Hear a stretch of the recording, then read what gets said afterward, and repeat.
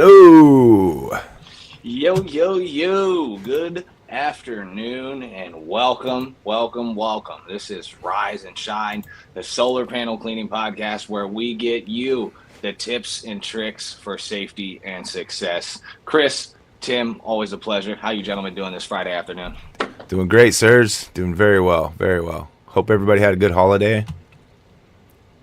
Absolutely. Super excited for today's episode, 100%. Yeah, we got some good stuff we're going over today. I am also extremely excited.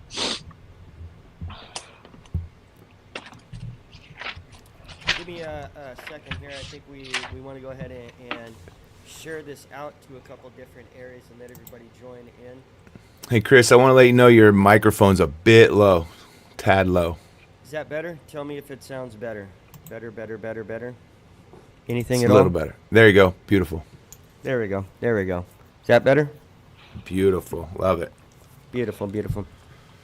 So, All right, so this is the fourth episode of Rise and Shine, the solar panel cleaning podcast. Super excited, Josh, to join up with all of us. We have a good one. We're talking about paint overspray, which I think all three of us have some good experience with. So I'm super excited about that. Yeah, definitely. Yep. Good topic. Lots of experience between the three of us. So we got some good stuff we're going over today. I loved the segments you posted on your post today about today's podcast. So it's going to be good. Well, I'll tell you what, I did actually prepare some questions if you want me to get right into it. The one thing that I wanted to emphasize in the beginning of this podcast is we're going to be talking about a couple different methods. We're going to be talking about the goods and the bads, the negatives and the positives, which I think are going to be a lot of fun. Each of us have different type of cleaning methods. I know that myself have used a cleaning method in the beginning that I didn't even like. So I want to go over that because I do have a couple stories of some stuff that I look back at and I'm like, bro, that was a bad idea. But I think that's going to be super fun. Tim, what is your experience with paint overspray? So for me, I've seen it, and I know that for me as a painter, anytime you do get paint on a surface that you don't want to have paint on, it tends to, you got to kind of damage the surface to a certain degree to remove the paint in certain instances, especially if it's a delicate surface, which in my opinion, solar panels are a delicate surface, with the anti-reflective coating and everything like that. So with my experience, I avoid cleaning them. I let the customer know, hey, there's paint on these panels. I'll go ahead and clean them, but you guys are going to need to address this with your solar installer, but I'm not going to attempt to remove it at all. So that's my personal experience with that, but I know you guys have probably dealt with it a lot more than me. You've been doing this a lot longer than I have. Well, Josh, let me ask you, because we were talking about this in our pre-meeting, you were talking about something about how you have like a waiver that you have your customers sign. Yeah, so generally, when we're going over the customer with the information, we'll kind of explain to them, the issues that's happening with their system, the issues that's happening with their warranty, and, what the services we're providing can basically do for them, and what we're not going to be held liable for as a company. So we kind of have everything like that broken down. We'll give it to them in Word in person, and then we have it on a document so that they can sign in case, they seem like they need some extra documentation. All right. I like that. Tim, do you have anything like that? Telling them that they have the paint on there. Yeah, were you telling me that you have a waiver that you have your customers sign? I do have a certain waiver for certain situations, but I don't have one for paint removal. But that's an excellent thing to do if you are going to do it, because anytime you're going to start messing with the panel when you're just there to basically clean it, I feel like you're introducing an opportunity for damaging the panel and then becoming responsible for replacing the panel.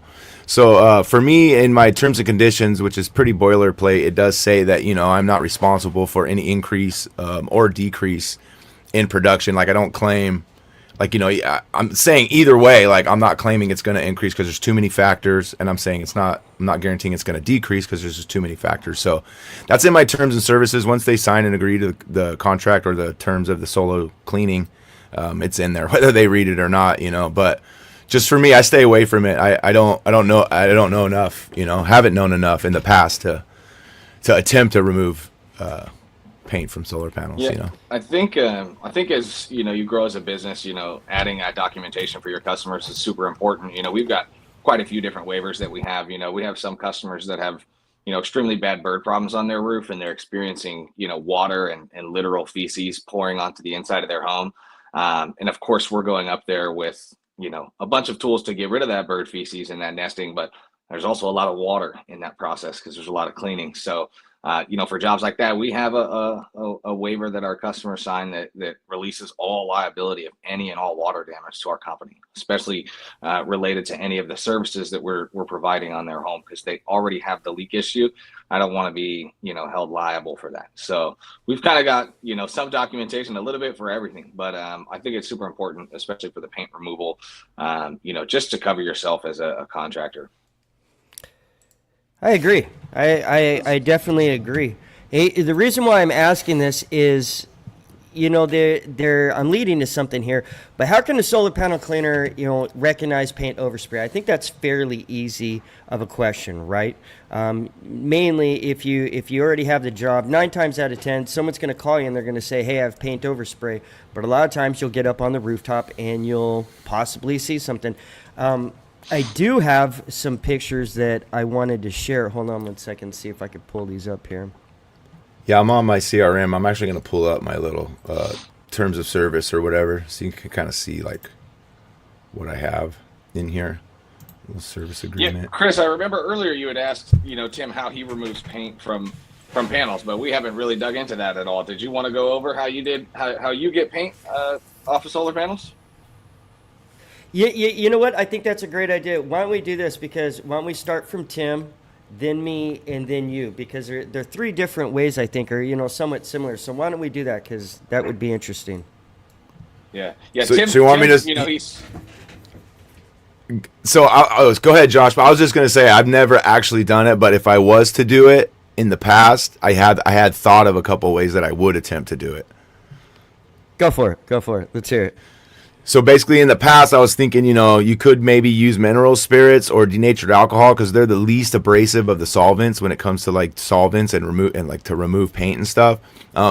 Again, I don't recommend doing this. This is just my first thoughts when I came upon it in the wild. You know what I'm saying? So, and then my kind of thought process went to less abrasive, more of like friction, but without too much friction because you don't want to scratch or I'm thinking whatever. So I was considering like a walnut scrubber pad, which most of us have in our toolbox, and then some maybe baby oil or some kind of something just to get it lubricated, so you have something that you can rub a lot without creating like too much friction, but you can still work at the stuff. But again, that is not a recommendation to clean solar panels in those methods. Those are just my first thoughts when I came across it. But in the beginning, I just told the customer, hey, I take before and after pictures before I even get on the roof.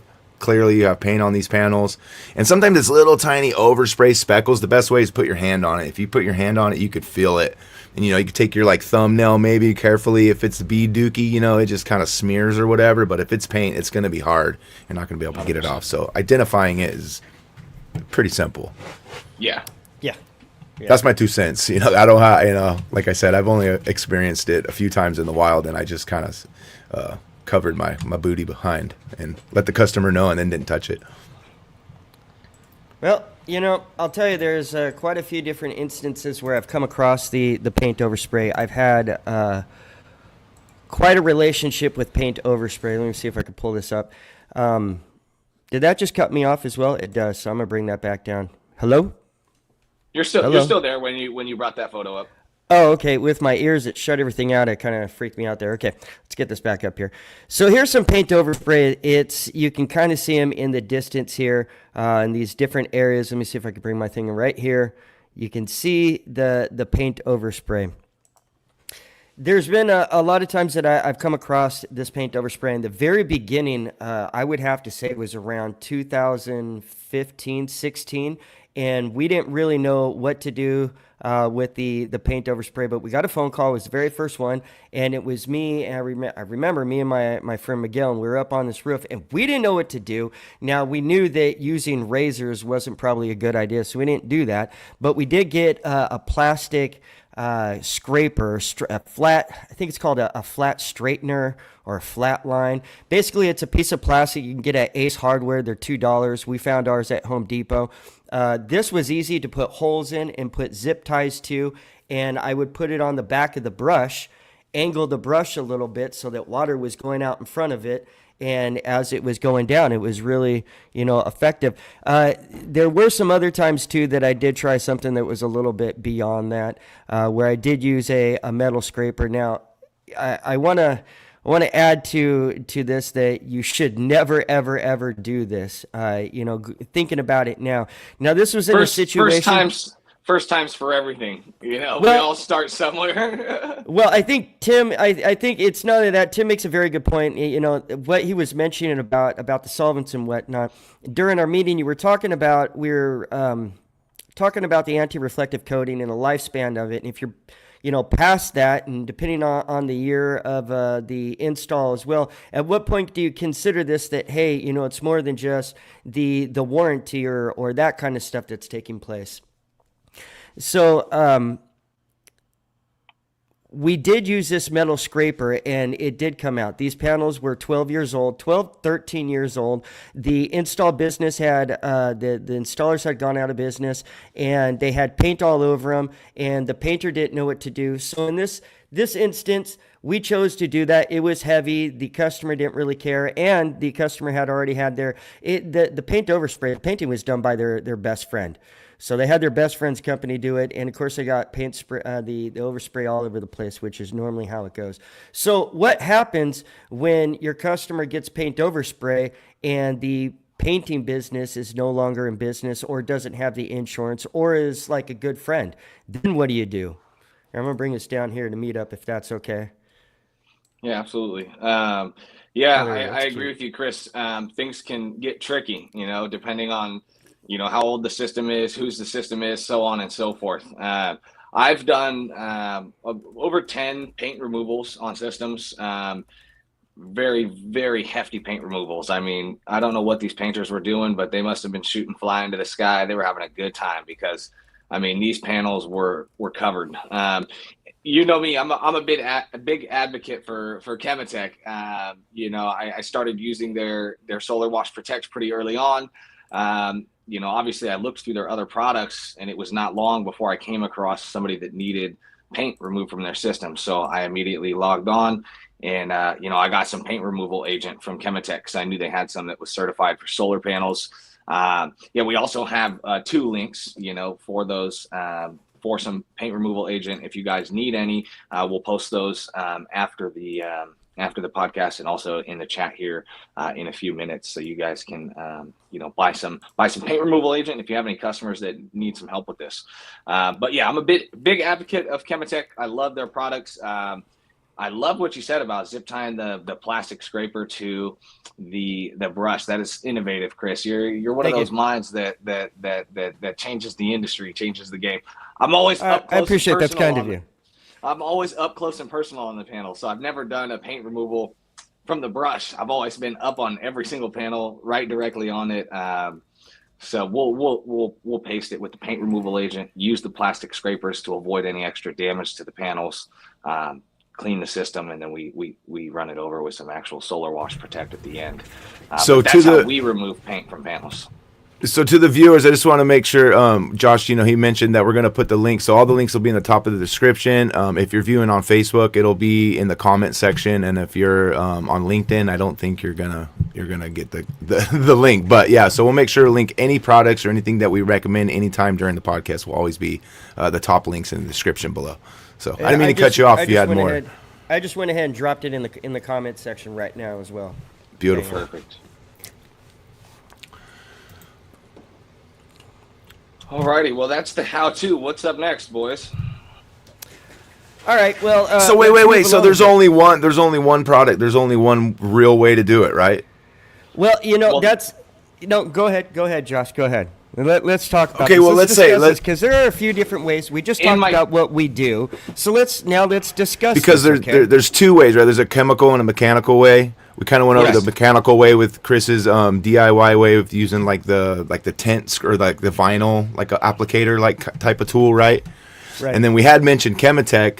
So, are any one of those ways better than the other? Does one void the warranty, or does one affect the warranty? Like, just Great for the question. viewers. Just for the Great viewers. I just question. want to make sure that we're kind of answering questions before they come. Josh, is it okay if I take this one first?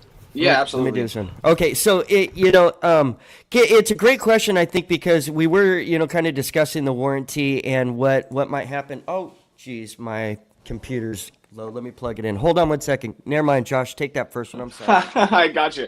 So, do you void the warranties? Here's the problem with that. That was a great question, Tim.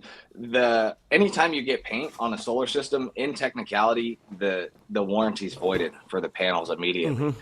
Now, can you save the warranty is another question that we lead into right after that. And in my personal opinion, Right.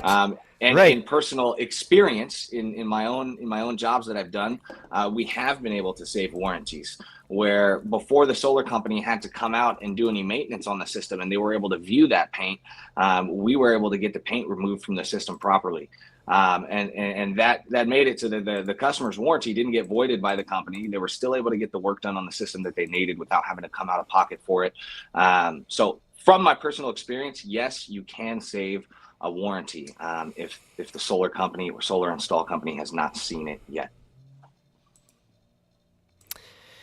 Yeah, I think that's basically that is a good way to look at it. You can go ahead and save the solar panel. Now, I have found that both can be kind of effective. I have used cleaning agents to remove the paint overspray, and for many years I've used a plastic scraper.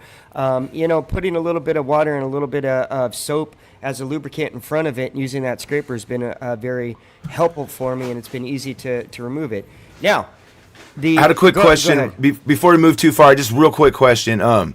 Does the paint being on the panel void the warranty?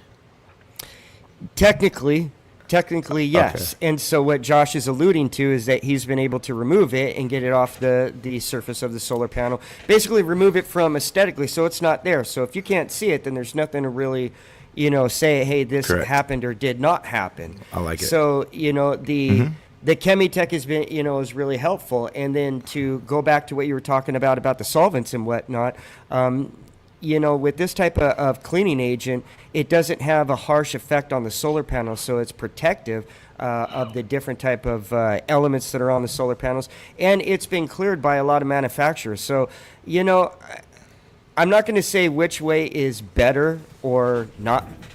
I like using both. What works for one cleaner may not work for another cleaner. Yeah. Might be a thing to say here.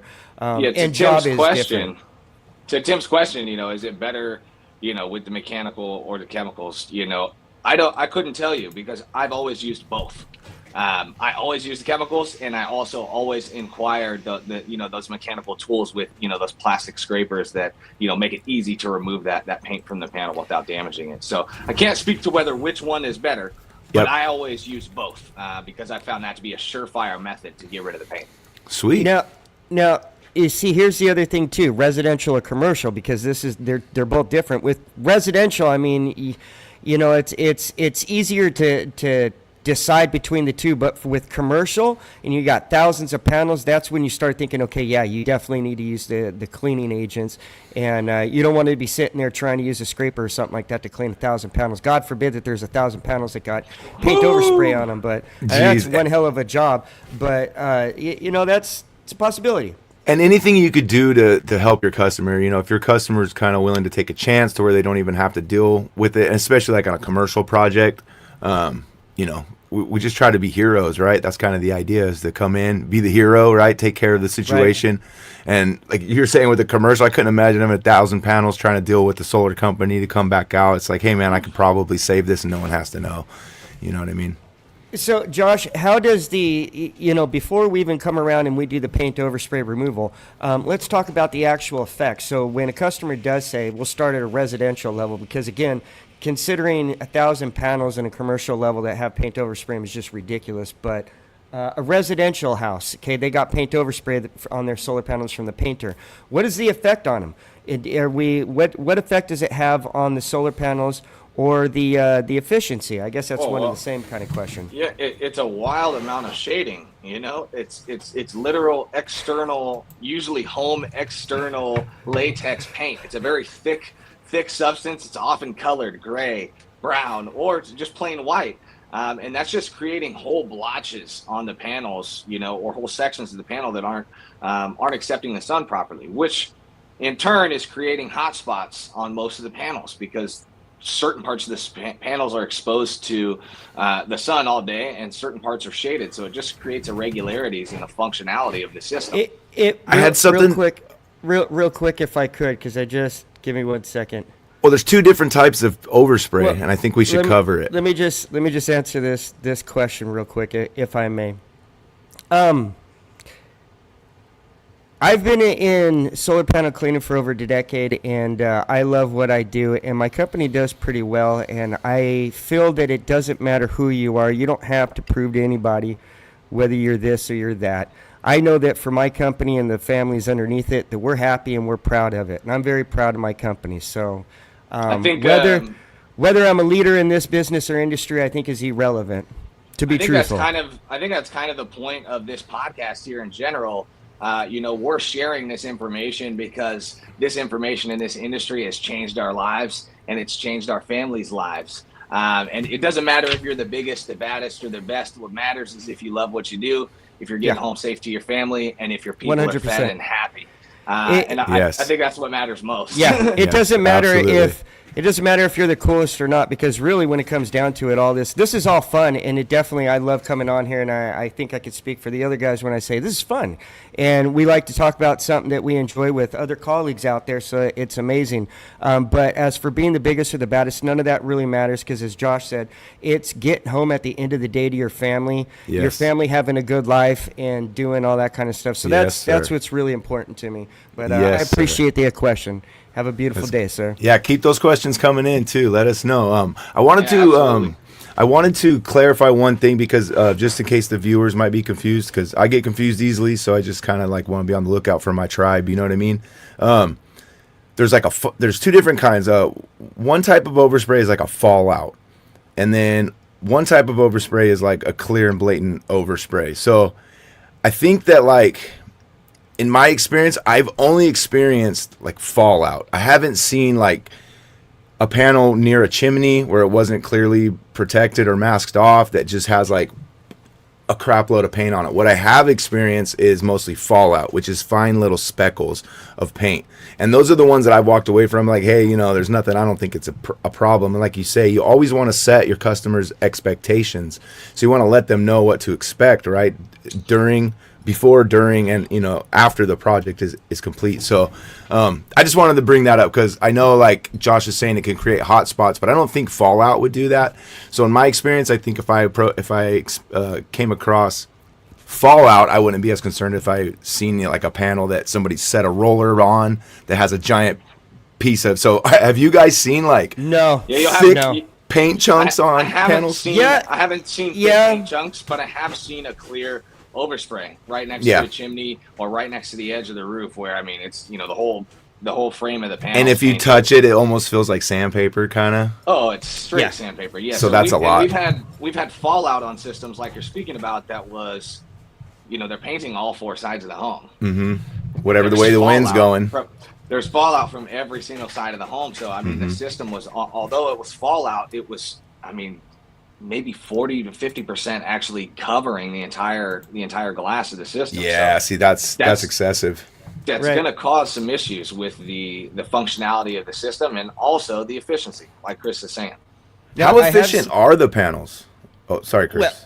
Well, no, it's okay. Well, that's a great question because you have, what is it, hold on 1 second here before I say this to make sure because I always wonder, like, if, you know, they're, like, kind of efficient, then I guess, like, a slight inconvenience shouldn't affect it too much, right? I mean, it's my thought process. Yeah, exactly. When you look at the solar panel, so you have the polycrystalline and the monocrystalline. The polycrystalline, I believe, is between, 7, 8, 10% efficiency, something like that. And the monocrystalline, they're, like, 12 to 15%. And those are, you could tell the difference. Those are the black There's two ones. different colors. Okay. like the blue Right, and the the blue black. ones. The blue ones are the ones that have to look like they got the fish scale to them. That's polycrystalline. So they have a bunch of different silicone. They're like just chunked together, and they throw them in a bucket and kind of squish them together in a square, and then cut the silicone wafers. Okay. With the monocrystalline, they take the silicone and melt it down, and then kind of like a candle, they dip into it and pull out the crystalline, the monocrystalline, and then shave it down. And those are those nice, beautiful black ones that you see. Those And ones one are is more technically have efficient? more. Yeah, well, the black ones, the monocrystalline, they have the more efficiency, but you get paint on them, so then it starts to bring down that power. But like Josh said, it starts to create hot spots. It's also making the solar panel work harder as it's covering it, the hot spots. It's making the electricity start to push outside of the solar panels, and the hotter they get, solar panels lose efficiency. So there's multiple ways that a solar panel is going to lose efficiency from a paint overspray. So it's definitely needed. And if you could save the customer. Yeah, save the customer, man. Put more money in our pockets, right? So Yeah. just to kind of end this segment out, we talked about using some agents. I think we can all agree using certified agents is probably best. No matter the age of the system, it's probably best to use something that's not going to some of those other although they may not be abrasive on the glass, like Tim was saying, for the denatured alcohol and the mineral spirits, some of those things may cause panel delamination. Where you're starting to separate the the actual adhesion of the panel and the frame. So we have to be careful using some of those different chemicals. That's why we're recommending, at least I'm recommending, hope you guys are too, Chematech or certified chemicals Yes. only. I recommend using a scraper as well, plastic scraper only. I would avoid using metal because it could damage the glass. It could gouge the glass. You could break a panel if you drop it on the panel. It You could also have arc. to worry. It could arc. Yeah. You can have some electrocution issues. So plastic is best. And I say get up close and personal. It's the easiest way to get them clean. You make a good point, Josh. Is the Chematech definitely is the way of the future, in my opinion. Now, after all these years, and with all the different stories I could possibly tell, and they've all ended with me getting paid at the end. So whatever, they are what they are. But I think going forward, that definitely the Chematech paint remover agent is the way to go. You still have to use a scraper at some degree. So a plastic one and never a hard one, never a metal or anything like that. And I think you're good to go. And Chematech comes with a letter from the manufacturer saying that they does. will not void the warranty if you use our product. So that's it's like a no-brainer. If you're going to use a chemical, that's the one we choose. We recommend. One last question, actually, because there was something that I had been thinking about after we were talking last night, and that is because I never put, and this is kind of going beyond the paint overspray removal. So now that's done. We've talked about coating with I think the Diamond Fusion, or I think we might have mentioned that on the first show. Are you guys aware of the Diamond Fusion coating or any of this kind of coating that goes on the solar panels? I've seen a bunch on the market, the nanotechnology that helps protect the panel from getting broken by golf balls and all the other. I don't know how true it is. I don't know how effective it is. I have found 2 or 3 companies that do great selling the service and applying it to panels. I don't know how effective it is. I wouldn't trust it unless I have my own panels in my own backyard at my shop. And I put some stuff on it and started throwing rocks. so until I try it, I can't try it. Well, here's my question. Maybe we'll try it for you guys. I have on the podcast. There's Yeah, the Diamond maybe Fusion stuff. It's really cool. But my question here is, okay, say you're on a system is old. Like I was saying earlier, the installation company is out. The warranty is pretty much, void and, gone anyways. Gone, yeah. Were those the ones that, you suggest putting that nano coating on it? Because things like Diamond Fusion come with a warranty on them. So then now are you getting them a warranty? I think if they're certified by a panel manufacturer, good to go. But like you said, if there's no warranty and it doesn't matter for the customer, then I think it'd be a great additional service. If you had a lot of customers in your area that maybe had the local installer go out of business, and this is a way that you might be able to help protect their panels for a little bit longer.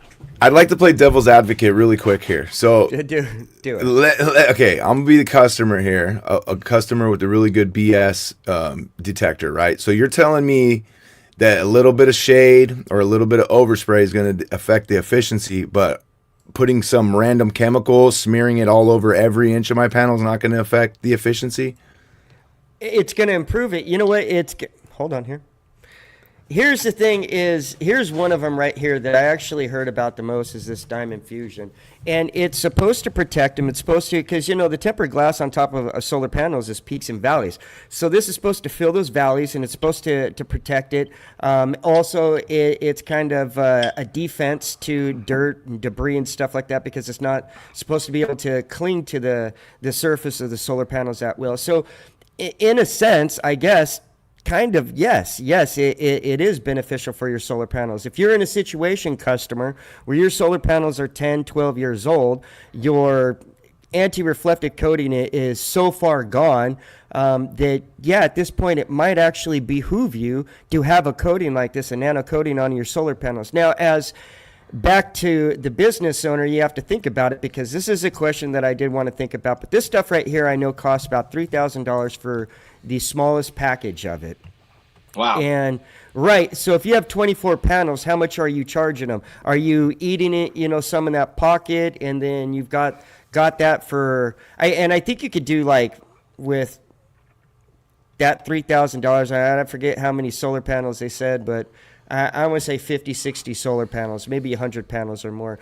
So, I mean, there you can get that $3,000 back and then some, but is that something that you guys would even consider? Because I got to be truthful, in a situation like that, it sounds kind of attractive. If I had one customer that wanted a nano coating, I probably wouldn't do it. I'd probably find, I'd probably sub it out, hand it over to somebody who does the nano coating. If I had a neighborhood or I knew of a local area that had a lot of customers like that with systems like that, I would bite the bullet, pay the big amount to get the nano coating to my door, because then I know. The only reason I would do that is because I don't mind taking risks. That's what I was talking about in one of our earlier episodes. Yes, is taking more risks. And here's the thing. I have a couple to add to what you're saying is I have a couple customers who have a lot of panels on the front of their house, and they have me clean them every single month just because they want them looking good, like the rest of their house looks good, So, I mean, there are customers out there, so I think that it's beneficial for any cleaner out there running a business to offer that package, because you never know. Even if it's 1 out of 10, why not offer that package, It's operating and maintenance, and a lot of these nano, I guess the final thing on that is make sure those nano coatings or whatever you do seem to choose is covered. I do know that covered by the manufacturers. I do know that Diamond Fusion is one of the most popular ones. So we're not an affiliate with them, but maybe they should give us an affiliate link after talking about them tonight. Hey, Josh, before we... Oh, go ahead. Go ahead. Oh, what I was going to say is, that we're, moving to the next portion of this podcast where we're going to just kind of go over comments and some other different things here. But before we do, I think tonight's sponsor is Chemitech or something like that. And so you're going to talk a little bit about Chemitech. So why don't you go ahead and talk about Chemitech, and I'll pull up their website too while you're talking about them. Yeah, absolutely. We're getting partnered here with Chemitech here soon. We use a lot of their products. We love their products. We represent them a lot. There's only a couple U.S. distributors that handle the Chemitech product here locally for us. Luckily, we have affiliate links for all three of them. So the three distributors are SPCF, WCR, and Tucker USA. So those affiliate links will be posted for you guys if you're looking for any of these chemicals. Chemitech has an array of stuff that you can use. I mean, they even have stuff that makes water softer for big commercial job sites. They have stuff that removes metal, cement from solar panels. So check them out. Go to their website. Check out these affiliate links if you're looking to purchase any, because that is what we're here for, man. We're just trying to give you guys the products, the tips, the tricks, and the tools that we use and we know that can help you succeed. So yeah. Nice. I'll go ahead and put the link in the comment section as well. Yeah, and I do see here one of the comments here from Boy Wonder. He was saying a big issue with him Do we think that solar panel cleaning equipment is way overpriced? I think that depends on, what equipment you're talking about, because there's all types of equipment out there. I mean, we got robots, we got, just regular push, hand push water fed poles, so, I think also it depends on the quality, are you ready to expand your business and use better tools that make you work faster and get stuff done, quicker, that makes more money. You get to the next job and get more panels knocked out. But that's just me. I don't mind paying a pretty penny for a pretty piece of equipment that's going to help me knock something out. How do you feel about the China products, the China robots and the China rotary brushes? I mean, I think give them a chance. We know how Josh feels about the rotary brushes on the roofs. Yeah, I think so too. I think don't know. Spinning lithium ion batteries on me. Let's do it. Yeah. There's a lot of different equipment out there. Is it overpriced? I don't know, man. When I first got into window cleaner or the water fed poles, those things were like $2,000, and I thought that was overpriced. I was like, listen. I'm here to tell you. I started my solar panel cleaning business with like $40, dude. So I mean, if you're using, there it is. If you're using the fact that tools are too expensive to get started, or as any kind of a barrier between you and what you want to do, I think you need to take a deep breath and just get out there with whatever you can afford and knock it out. Mm-hmm. Because I started with like a $10 Home Depot brush, like a $20 pole. I was a painter, so I had a lot of transferable skills and ladders and stuff. But I mean, I think we're going to do an episode in the future here on maybe the different ways to start. We'll do like a $0 budget, $100 budget, $1,000 budget, because really just depends on what you want to do. And I think it's great that the stuff is so expensive, because there's not people just out there buying up all the gear. And it's a little bit of a barrier to the entry. It's almost like you got to earn it a little bit. So, but if you're using that as an excuse to not do anything, or as an excuse as a barrier, I think that just take a deep breath, go cruise around Home Depot, man, and get some car wash stuff and just get started. Yeah, I hear that. It's funny. Tim, I started with $500 from Home Depot before we went and cleaned 7,800 carport panels out of high school. Amazing. Painter's poles extensions, the yellow ones with the blue janitor brushes that were like 8 inches. We had those, and those were so crazy. One guy on a lift, up in the lift, scrubbing, while the other one was hosing it down. Don't recommend that. That was first job. Changed it after that immediately. But you used what you had at your disposal. You used your skills and you used your resources that you did have to make it happen. And that's just kind of the message that I wanted to get across. Is just like, just do it, man. Don't use that as an excuse. Just so I could touch on that point with you guys, I know I've got employees and I've got a little bit of an organization here. I started the same exact way, Tim. I cruised around Home Depot. I bought $200 worth of tools, some car wash cleaning equipment, some window cleaning equipment, and I made it happen. Okay, my first month I made $110. Nothing. My second month I made like $700. My third month I made $5,000, and that was more than I ever made at my day job. Similar results for me. So immediately, you know what I did? Me and my lady had some money saved up. We were trying to buy a house. We invested both of our portion of savings to buy expensive equipment for my business and get started. And that snowballed into what it is today. So I don't think it's too expensive. I just think you're not ready to get after it. Yeah, if that's your excuse. If that's your excuse, boy wonder. But stay tuned. We're going to be doing giveaways and stuff, so you guys keep your thumb on the pulse. Make sure you like and subscribe if you haven't already. And usually at the end of the pod, thumb pulse in the chat if you're here by the end of the episode. Yes. What are you gonna? What's the word? What's the word? Thumb pulse. Boats float. Boats float. Yeah, that was it last time. Hashtag boats float. Yeah, just put boats float in the comment section. We'll hashtag you guys a real one. And then anytime we're doing special promotions, we'll keep you guys in mind. So if you make it to the end of this far in the video, make sure you do that now. But the video's not over. This is not over. We have more, right? Not yet. Are we gonna take some comments from the chat?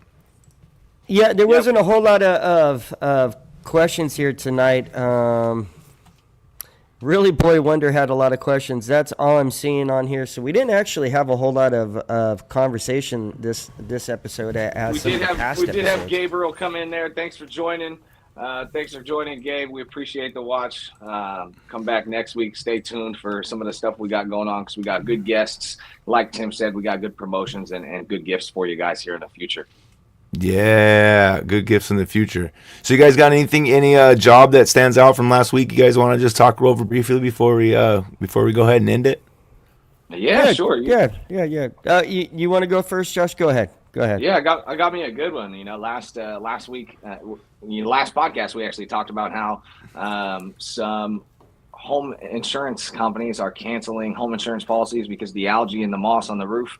Yes. So sure enough, we got called to do an emergency one last week, just before Christmas, because they were going to cancel their policy by the beginning of next year if they didn't have it done. So we got out there, we put a real hot sauce on the roof. A hot sauce on the roof because it was some thick moss. Let it sit for about 20, 30 minutes. It's a lot of SH. Let it sit for about 20, 30 minutes, and then we got to pressure wash, and it was like an 8-hour day, dude. It was hefty, but we got it handled. Hey, so for the audience, guys watching, if this is something to help them through the winter months, do you have any tips on how to mitigate that sauce hitting any kind of boxwoods or ferns or rose bushes and stuff on the ground? Do you have any kind of procedure to mitigate that? Yeah, so you want to go with a you want to go with a lost pre-wash. Oh. You want to go with a pre-wash and a post-wash. So you get it real soaked with water, get it rinsed real good, and then if any hot sauce, any hot SH gets on any of those plants or in that soil, you come back afterwards and you dump a healthy amount of water and you spray the plant down. So that way you can flush off any chemicals or dilute any chemicals that are in that soil. That way, whenever I do it too, I'll usually have a helper or I can set a ladder up, put on a spray nozzle, a shower mode or mist or whatever, and just kind of move it along. Usually I'll have a helper, so it's the easiest money they ever get to make, man. They're just all they're supposed to do is just hose the bushes down, just keep them wet the whole time, dude, because you don't want to deal with no golf course, country club house coming after you, and you got to replace all of her boxwoods and rose bushes around her whole property, and then the neighbors start looking at theirs. Bush last week. It happens, dude. But Chris, you're a bush murderer. Did you file insurance claim, Chris? On that bush? No, we went. And that property damage? We actually just went to Home Depot, got another one, and planted it for the lady. She was totally cool about it. Cool. But no, we were cleaning a retaining, kind of like a retaining wall around this pool, and the sauce kind of went a little bit wild as I was spraying it, and it hit a bush. And although we had, put water on it, man, I sprayed it down so bad. I didn't realize it. I was looking away. This is an important thing to remember when you are, spraying sodium hydrochloride. Hyperchloride. Thank you. Sodium hyperchloride. Chlorine. Bleach. And if you have a really hot mix, which means that you don't have a whole lot of water in there, that means that you want to pay attention. I was not paying attention, and I did spray all over some bushes, and I was like this for maybe 3-4 seconds as Mike was talking to me, and he's like, "Hey, look!" And I looked over and realized the bush was totally covered. And by the next fast. day, by the next day, it was already starting to show signs of wilting and dying. Amongst the other bushes, in comparison, it was like, "Wow, this is bad." So we had to come back. So it's not like even we had to, we got a phone call. We came back to finish the job because we were doing other stuff, part of the roof. The same issue as the insurance, and we walked in. She was like, "The bush? Is it supposed to do this?" So we had to add to it. So we pulled it out. We were like, "Oh my gosh!" So before it even got any worse, because that thing was it was knocking on heaven's door, is what it was doing. So we replaced it. So what happens? A lot of water. And you're right, Tim. That is the best job for a helper because they're just spraying down the bushes and the plants and the roses. And I've gotten creative in the past, I said, set up a open valve or turn sprinklers on. Ask the homeowner to turn sprinklers on. Smart. And it's just to help you out, It's just to help you out, smart. just to be safe. Tim, and then Oh, go How ahead. about you? You got any jobs last week that stood out to you that you want to chat about? Yeah, dude, this is my bye week, bro. Paid vacation all last week, dude. You know what I'm saying? Nice. Yeah, a lot of family That's what time. we do it for. That's what we Yeah. do this shit for. Family time. Traveled down to LA, see my sister-in-law and my new niece. I got a 2-month-old niece and a new nephew. And then I got to see my other nephews that live up in Sacramento area, and they're 4 and 2. And then, yeah, lots of family time. I got a golf sesh this Sunday coming up. Headed back out up north to Lincoln on Saturday. Go visit my in-laws. Go see my other niece, my brother-in-law. So lots of family time. Lots of chilling. Unfortunately, I didn't get to watch a lot of Christmas movies or nothing. But, you know, and best believe I'll be working. I'll be putting out videos. I did edit a bunch of shorts that I released today on the podcast clip channel. And so if you guys aren't subscribed to the podcast clip channel, you guys need make sure to go over there, because I think that might be the place where we announce a lot of the upcoming giveaways or promotions that we're going to inspire, because we need to grow that channel. So I think if you guys want to, you know, again, keep your finger on the pulse so you know when stuff is coming up, a good idea would be to subscribe to the Rise and Shine podcast clip channels. And Chris, this is way off topic, but dude, today I know that your hashtag online is power up. So every comment that I made, I was doing hashtag power up to try to I want to like kind of overtake. And then I was thinking, boy, what a missed opportunity, dude. Why did we not name this podcast Power Up, dude? You already have thousands of posts in the hashtag and stuff, you know? Yeah, well, you know, start over. And we just start this whole damn thing over. We've only done 4 podcasts. No. I was like, wow, what a missed opportunity, dude. Rise and Shine is lightning in a bottle. I did also just post that YouTube page there for our shorts, where we're going to be uploading a lot of that promo information. So you guys can see that in the comments there also. Maybe some behind the scenes stuff too, you know, out on the job. I might use that to go live on job sites and stuff. And if I see anything remarkable that I think the community could use to up their game. I think we just came up with something. I think we should all use the Rise and Shine shorts channel for live in the field on the job site, live in the field on the job site. That's a good scenarios. idea. This is the only kind I have. Anytime we're all out, let's make it happen. Let's get some good content for the people. Yeah, I think you guys will like that, and then there's no pressure. You know, unfortunately, my main channel, it's a combination of things, a lot of side hustle, mostly painting and solar panel cleaning. So I think it would be fun to do that on that channel, and really we can grow the community over there and just help, dude. Because I know when I started, which was only about 4 years ago, there wasn't really anybody out there giving up any help. You know what I mean? And except for, you know, the choice few people that were out there, if you reached out to, they would hit you back and give you as much help as they could, you know, via text or a phone call. But aside from that, I mean, I just want to, there's so many damn solar panels. I couldn't clean them all in my area if I wanted to, you know what I mean? So the more dudes that know how to do it right, then, you know, the more job openings I'm probably going to have in the future, you know?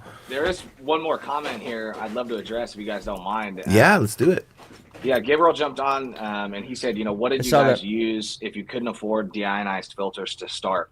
To be honest with you, if you don't mind, Chris, I'll jump in real quick. Yeah, go ahead. I'm going to go over like the most basic tools that I purchased first. I'll be real quick. I'll tell you, for under $500, I think you can get started, Gabriel. If you were to go buy a soft bristle auto car wash brush, a 25-foot extension pole, a nice window cleaning microfiber. It's got microfiber on both sides. Get yourself a 5-gallon bucket and get yourself some Chematech. And then some Chematech Solar Wash Protect. You could get a bottle for, I think, $150. And then last but not least, you'll need a 100-foot contractor garden hose. I think that will give you everything that you need to start. You could get all of those things for under $500, and it's no deionized filters to start. Now, the first deionized filter that I bought was super cheap. It was a really great option to buy. It's from Unger. It's called Hydropower. One of the very first deionized filters that I ever purchased or used for my business, and it blew me up, and it did wonders. I'll let you guys take it from here. Okay, because I got something. Okay, well, you know, I got something too after you. When we first were doing the residential, we were still doing the commercial, and so it was just me out in the field doing the residential all by myself because everybody was still doing the commercial, and we couldn't get away, couldn't take the tanks because we had 2 full cubic foot DI tanks, which are heavy. And, you know, on that first job, no lie, I had to go in a car and had to take ladders and everything in a car. The first thing that I used, I want to show you guys this because I think this is kind of interesting. We got at Walmart. I swear I got this minutes before going over there. I had no choice. This thing right here, can you guys see this? Oh yeah, Yeah, it's RV like a filter. Right. Yeah. For and RV. so I'd screw them together, you know, and then put that from the water source. I'd have small hose, that in there, and then the main hose. And that would give me, I'd have a TDS tester, and that would get me low enough to around, you know, between 0 and 40 TDS, and I was able to clean. So when I first started out and not have a whole lot of options, I didn't know where to go to. And we're many years ago. We didn't even know where to order poles from back then. I didn't even know what to even consider that. So this is what we did. Actually, that's not true. We're after a few things. But anyways, this is what I had to use because I couldn't take my big DI tanks.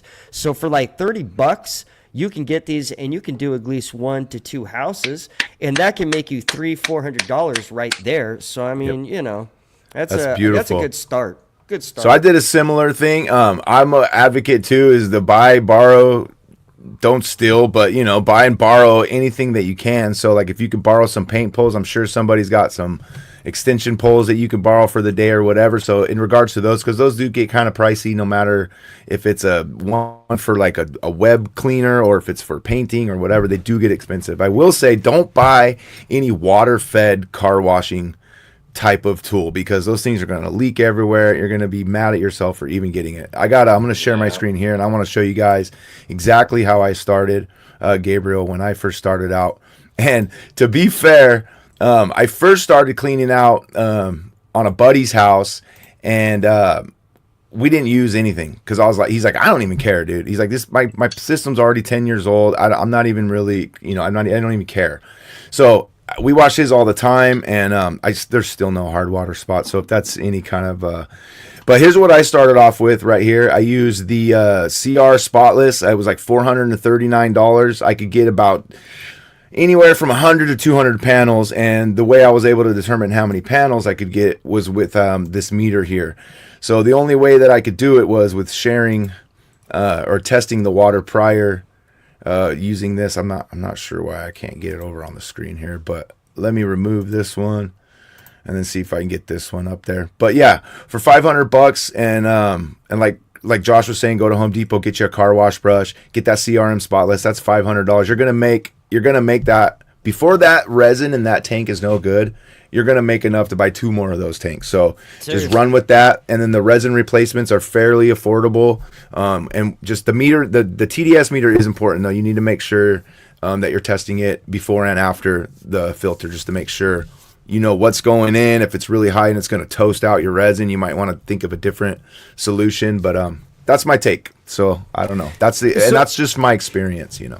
What is the TDS range that we should be thinking about when cleaning solar panels? If we're 0. telling people 0, and at what point should be if they're following it? At what point should they be changing their DI tanks or their RO filters or their sediment filters? I've done some testing of my own when it comes to TDS and like how high you can get the TDS and have the panels still look pretty clean without having to work too hard. Yeah, and what was it?